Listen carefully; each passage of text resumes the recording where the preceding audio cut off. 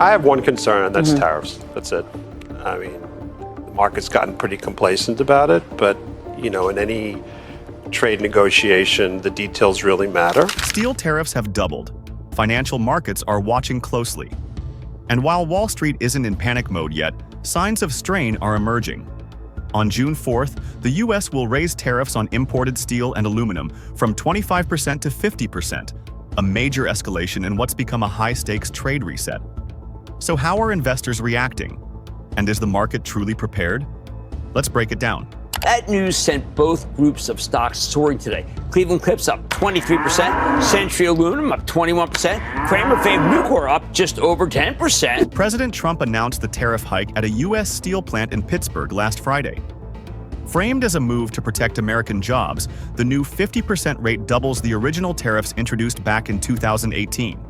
According to Bloomberg and CNBC, the announcement sent U.S. steel stocks like Nucor and Cleveland Cliffs surging, while shares of foreign steelmakers in Canada, Australia, and Asia dropped sharply.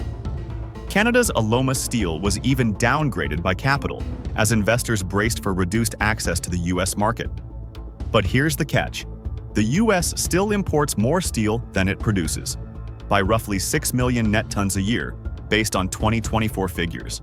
The ISM manufacturing data falling to 48.5 after 48.7. The median estimate was 49.5, so that is again below that estimate. We did see production and new orders rising just a touch here. Imports, however, fell to the lowest reading in 16 years. Despite tariff headwinds, the S&P 500 rose 0.4% on Monday, June 2nd. The Nasdaq was up 0.7%, and the Dow gained 0.1%. But the optimism isn't universal. The Institute for Supply Management reported that U.S. manufacturing contracted for a third straight month. Its May index dropped to 48.5, below neutral and below expectations. Imports fell to a 16-year low. New export orders hit a 5-year low. Strategist Jay Woods calls this a market trading on hope, adding that traders are watching policy developments more than economic signals. The bond market tells a different story. The yield on the 10-year Treasury has risen to 4.4%, reflecting concerns about inflation and fiscal risk. Stephanie Guild, CIO at Robinhood, points out that federal interest payments now make up 3% of GDP, levels not seen since bond vigilantes last pushed back on government spending. Meanwhile, the U.S. deficit is $1.8 trillion. With no structural reforms to programs like Social Security and Medicare, which account for 2/3 of spending, long-term worries are mounting.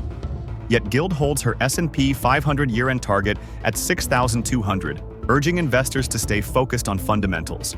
Steve Eisman, known for The Big Short, says tariffs are his top concern right now.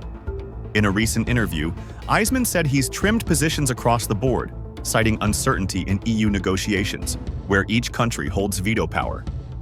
Too many balls in the air, he warned. Even Nvidia and other AI leaders can't outrun a trade war. He remains long but has lightened up, even on the Magnificent Seven. Meanwhile, jobless claims have ticked up.